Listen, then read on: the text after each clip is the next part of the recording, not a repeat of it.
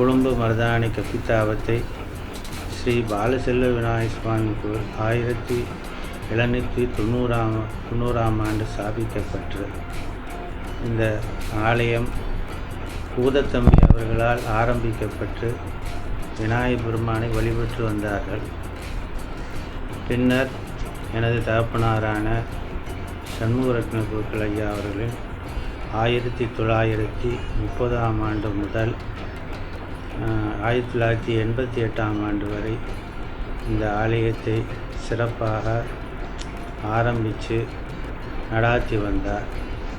அதன்பின் 1988ஆம் ஆண்டு பாலாலயம் பண்ணப்பட்டு புதிய கருங்கல் கோவில் கட்டுவதற்காக ஆயத்தப்பட்டு 12 வருஷங்களாக இந்த ஆலயத்தை புனராமம் செய்யப்பட்டு கடந்த பிப்ரவரி மாதம் 9ஆம் தேதி புதிய விமானத்துடன் கருங்கல் விமானத்துடன் மகா கும்பாபிஷேகம் நடைபெற்று வந்தது.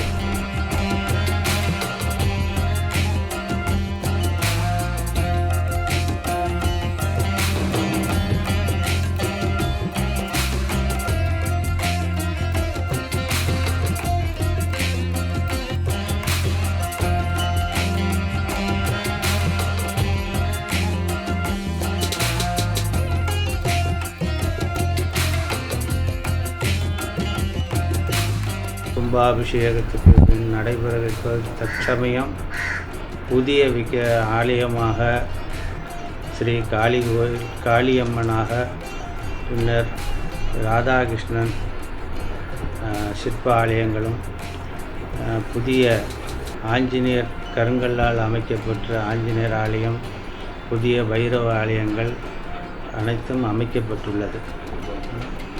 மேலும் இவ்விழாக்கள் சிறப்பாக தை மாதம் தைப்பொங்கல், மாசி மகம், மகா சிவராத்திரி முதலிய விசேஷ பூஜைகள், அதன் பின்னர் மகா சண்டி ஹோமம், யட்சார்ச்சனை, அடுத்ததாக நவராத்திரி பூஜை மிக விசேஷமாக நடைபெறும்.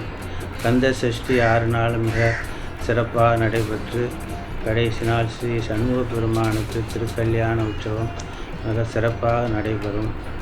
திருவம்பா, ஆஞ்சநேயர் ஜெயந்தி முதலிய சகல விதமான உற்சவங்களும் எமது ஆலயத்தில் இப்பொழுது நடைபெற்று வர ஏற்பாடு நடைபெற்று கொண்டு எதிர்காலத்திலும் சிறப்பாக நடைபெறும் என்பதை தெரிவித்துக் கொள்கின்றோம்.